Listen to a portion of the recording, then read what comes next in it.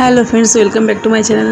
আমার চ্যানেলে তোমাদের সকলকে স্বাগত। চলে এসেছি আজকে নতুন একটি রেসিপি নিয়ে। আর দেখতেই পেলে আজকে আমার রেসিপি হলো মুড়ি ঘন্ট রেসিপি। তো চলো দেখে নেওয়া যাক রেসিপিটি। আর মাথাতে মুড়ি ঘন্ট কিন্তু খেতে সবাই ভালো লাগে। তো চলো রেসিপিটি দেখে নেয়। এই গোবিন্দভোগ চাল আমি 300 গ্রাম নিয়েছি, এখানে ভিজিয়ে রেখেছি। আর আদা রসুনের পেস্ট নিয়েছি, আর এখানে আলু, একটা টমেটো বড় কুচি করে নিয়েছি লঙ্কা চিড়ে আর পেঁয়াজ কুচি, দুটো বড় সাইজের পেঁয়াজ কুচানো নিয়েছি। আর লাগবে মাছের মাথা। আর আমি প্রথমে কিন্তু মাছের মাথাগুলোকে ভেজে নেবো ভালো করে। আমি তার জন্য তেল গরম করতে দিয়েছি। এবার মাথাগুলোকে দেখো ভেজে নিতে হবে। এই যে তেল গরম হয়ে গেছে। এবার মাথাগুলো ছেড়ে দেবো। মাথাগুলো খুব ভালো করে ভেজে নেবো। আর এরকম গরম গরম মানে খেতে কিন্তু খুব ভালো লাগে মুড়ি ঘন্ট।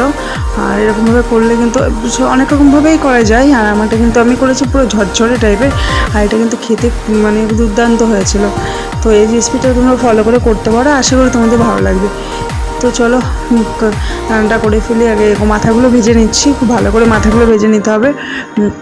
মাথাগুলো ভেজে নিয়ে তারপরে আমি রান্নাটা শুরু করব। আমার মাছের মাথাগুলো দেখো প্রায় ভাজা হয়ে গেছে। এবার এগুলো তুলে নেবো।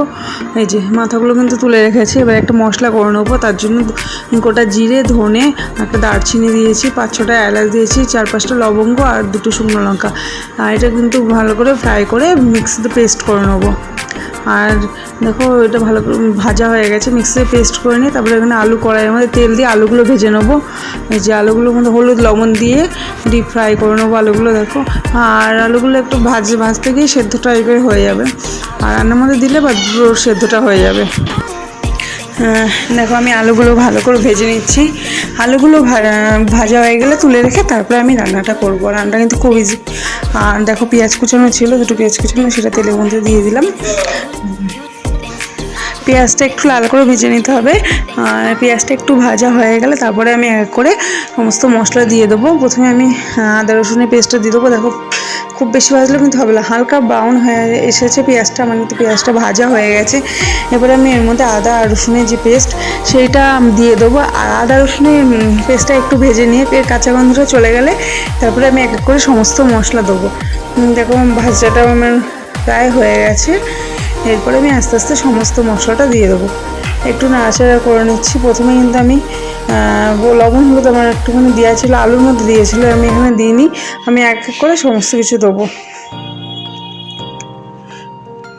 আদা রসুনের কাঁচা গন্ধটা কিন্তু আমার প্রায় এই যে হয়ে গেছে, চলে গিয়েছে।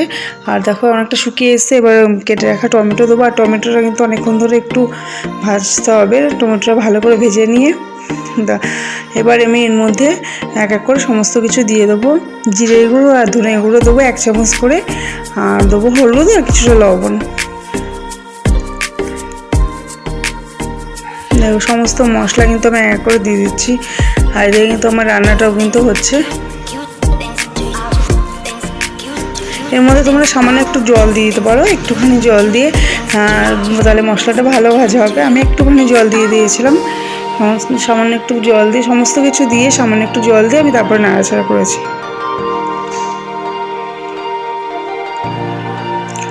আর ভালো করে কিন্তু মশলাটা ভালো করে কষালে কিন্তু রান্নাটা খুব ভালো হবে। তার জন্য মশলাটা কিন্তু তোমরা খুব ভালো করে কষিয়ে নিবা, যাতে রান্নাটা খুব ভালো হয়। রান্নাটার টেস্ট কিন্তু মশলা কষানোর উপর নির্ভর করে রান্নার টেস্ট। এই যে মশলা কিন্তু কষানো হয়ে গেছে। এবার আমি চালটা দিয়ে দেবো। চালটা কিন্তু আমি কিছুক্ষণ ধুয়ে মানে রেখে দিয়েছিলাম। এই চালটা কিন্তু ঝরঝরে হয়েছে। দেখো চালটা আমি দিয়ে দিলাম। চালটা দিয়ে খুব ভালো করে নাড়াচাড়া করে নিতে হবে। আমি খুব ভালো করে দেখো চালটা নাড়াচাড়া অনেকক্ষণ ধরে নাড়াচাড়া করে নিচ্ছি।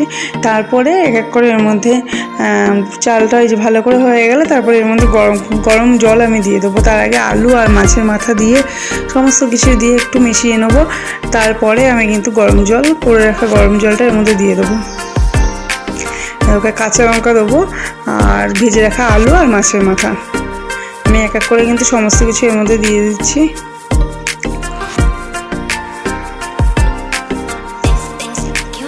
এই যে সমস্ত কিছু দিয়ে দিলাম। এবার একটু নাড়াচাড়া করে জল দিয়ে আমাকে কিছুক্ষণ ঢেকে রাখতে হবে। আর চিনি কিন্তু প্রথমে তোমরা দেবে না, চিনি প্রথমে দিলে চালটা সেদ্ধ হতে একটু দেরি হবে। আর আমি চিনিটা পরে দিয়ে দেবো, তাতে খেতেও ভালো লাগবে। আর চালটা সেদ্ধ একটু হয়ে যাওয়ার পরে দেবো।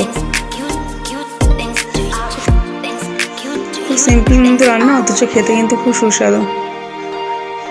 আমার কিন্তু সমস্ত এই যে নাড়াচাড়া করা হয়ে গেছে সমস্ত কিছু দিয়ে। এবার আমি গরম জল দিয়ে দেবো। আর আমি কিন্তু জলটা আমি গ্লাস মেপে দিয়েছি। আর যতটুকু চাল দিয়েছিলাম 300 গ্রাম চাল দিয়েছিলাম আমি, মানে একটা গ্লাস মেপে আমি 1 গ্লাস চাল দিয়েছিলাম, 300 গ্রামের গ্লাস। আর সেই গ্লাসেরই 1 গ্লাস চাল দিয়েছি, তার জন্য 2 গ্লাস আমি জল দিয়েছি, গরম জল। সমস্ত কিছু দিয়ে দেখো নাড়াচাড়া করে দিচ্ছি। এবার এটা থালার সাহায্যে ঢেকে দেবো, থালা দিয়ে ঢেকে দেবো। আমি দেখো গ্লাস মাপটা দেখিয়ে দিচ্ছি। এই যে গ্লাস, এই গ্লাসের আমি 1 গ্লাস চাল দিয়েছি, তার জন্য 2 গ্লাস জল দিয়েছি।